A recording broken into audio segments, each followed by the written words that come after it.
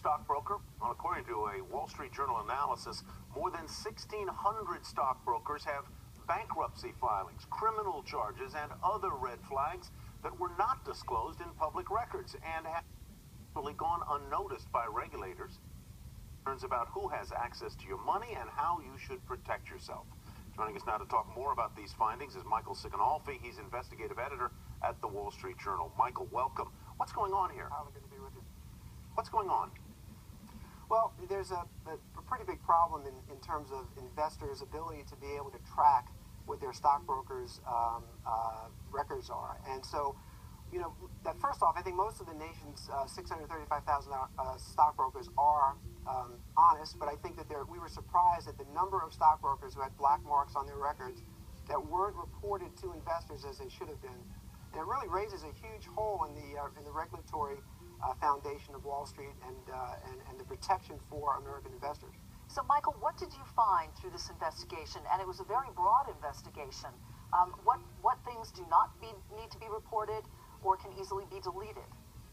Right. Well, first of all, to talk a little bit about how we got into it, we were a little frustrated at the fact that we knew that there were brokers out there with checkered pasts, and we weren't able to get adequate information from FINRA, which is the major Wall Street regulator. So we did a unique database of the records, and we found that there were a number of instances where bankruptcies, tax liens, securities fraud filings, and the like were not being reported as they should have been. Investors have the right to know about black marks in brokers' records going back 10 years, and in often cases that wasn't being reported. So who's at fault here, Michael? Is it the broker who is trying to sneakily cover up for something in their past? Is it the employer of that broker, who, as I understand it, is the ultimate party responsible for reporting that information into FINRA, which is the industry's own watchdog group?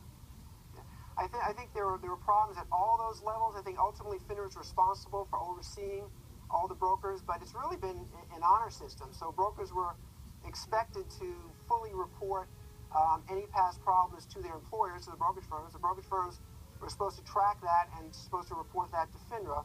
And there were breakdowns really at all levels.